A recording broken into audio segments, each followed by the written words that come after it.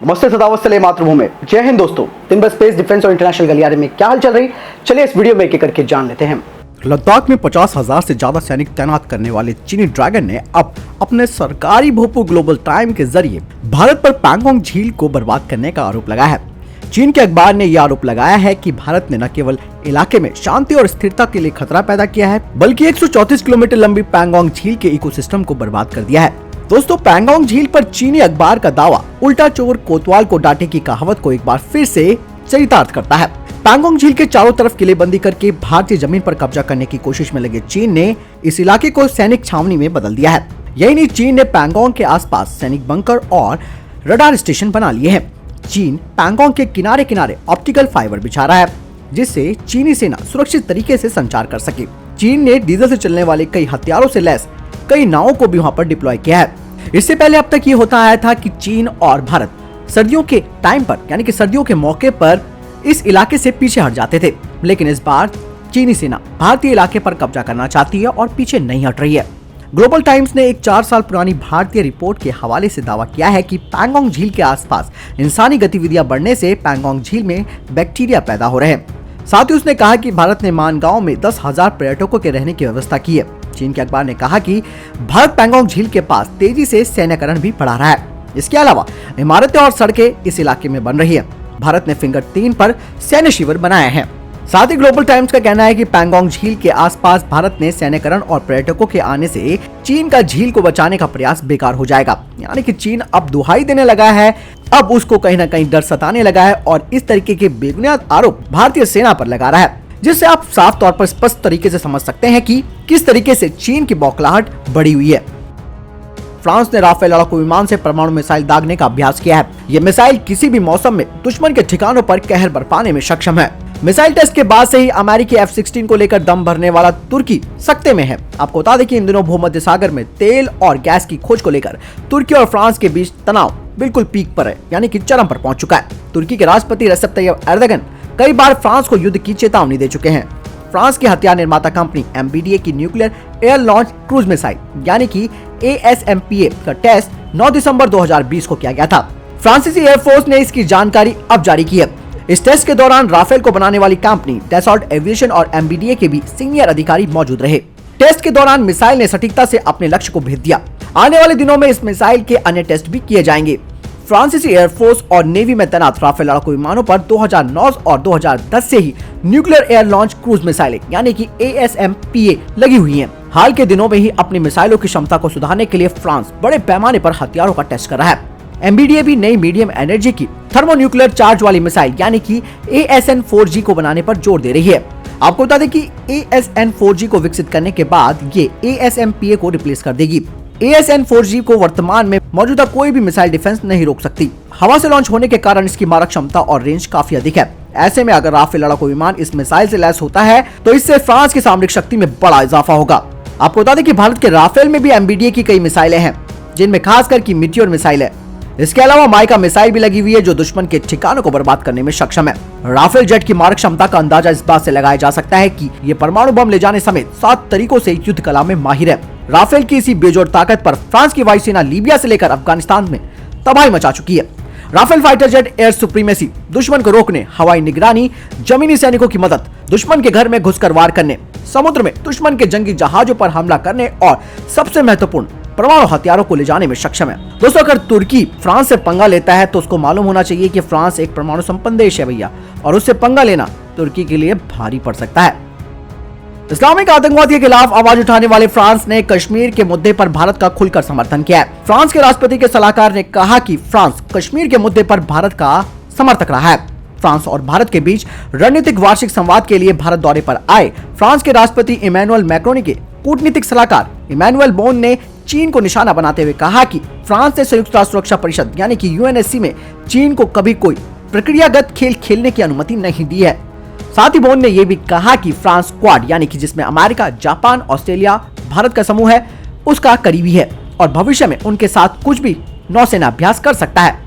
साथ ही आगे बोन ने बताया कि हमें टकराव की ओर नहीं बढ़ना, हमें संतुलन बनाकर चलना है ताकि सब कुछ शांति के साथ हो सके। आगे बताया कि जब हिमालय के क्षेत्रों की बारी आती है तो आप हमारे बयानों की जांच कर लें। हम पूरी तरह से स्पष्ट हैं, हम सार्वजनिक रूप से क्या कहते हैं इसमें कोई भी अस्पष्टता नहीं है। यानी कि दोस्तों फ्रांस भारत के साथ LAC पर जो तनाव चल रहा है उसमें भी साथ में है, और अगर चीन की कोई कायराना हरकत होती है तो ऐसे में फ्रांस भारत के साथ खड़ा है, और वहीं इसके अलावा इजराइल का भी सपोर्ट पूरा है, और अमेरिका ऑलरेडी भारत के साथ यहाँ पर खड़ा है।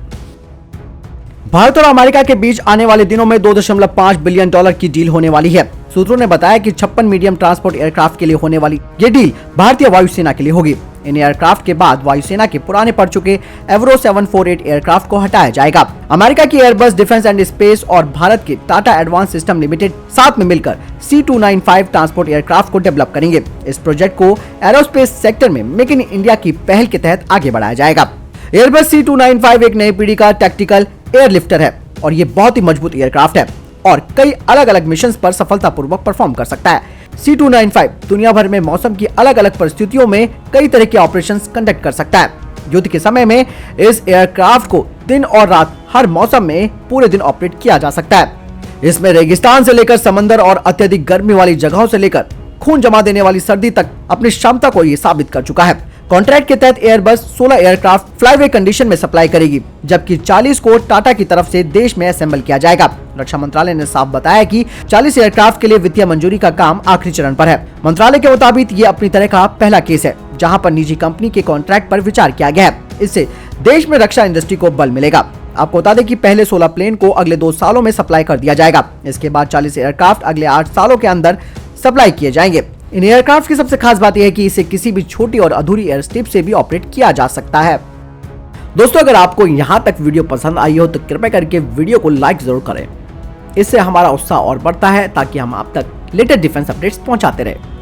राजस्थान के जोधपुर में सेना के लिए एक बुरी खबर सामने आई, जब 10 पैरा स्पेशल फोर्स के साथ तैनात ऑफिसर 28 साल के कैप्टन अंकित गुप्ता की दर्दनाक हादसे में मृत्यु हो गई। कैप्टन अंकित सेना के उस युद्धाभ्यास में शामिल थे जिसमें झील और इस तरह की जगहों पर जहां पानी होता है उसमें लोगों को बचाने की ट्रेनिंग दी जा रही थी। कैप्टन अंकित अभ्यास के तहत हेलीकॉप्टर से कल्याणा झील में कूदे, जहां बाकी के ट्रेनी वापस आए, लेकिन कैप्टन अंकित का काफी देर तक इंतजार होता रहा। जब सर्च ऑपरेशन चलाया गया तो उनका शव बरामद नहीं किया जा सका। 10 पैरा सेना की खास यूनिट है जो रेगिस्तान में युद्ध के लिए तैयार की जाती है। यह हादसा काफी दिल दहलाने वाला था। वहीं ये बात भी साबित होती है कि हमारे सैनिक कितने मुश्किलों से किसी रेस्क्यू ऑपरेशन को अंजाम देते हैं। जिस एक्सरसाइज में कैप्टन अंकित का निधन हुआ है उसमें जवानों को एक डूबते हुए व्यक्ति की जान बचाने वाले अभ्यास को अंजाम देना था। उन्हें डूबने वाले व्यक्ति को पकड़कर उसे सुरक्षित हेलीकॉप्टर तक लाना था। 10 पैरा के जवानों ने पहले कैप्टन अंकित को तलाशने की कोशिश की, लेकिन जब कुछ नहीं हो सका तो उन्होंने अपने सीनियर ऑफिसर्स को जानकारी दी। इसके बाद पुलिस और राज्य की आपदा प्रबंधन टीम मौके पर पहुंची, मगर कैप्टन अंकित को तलाशा नहीं जा सका। दोस्तों हम भगवान से ये प्रार्थना करते हैं कि कैप्टन अंकित की आत्मा को शांति मिले।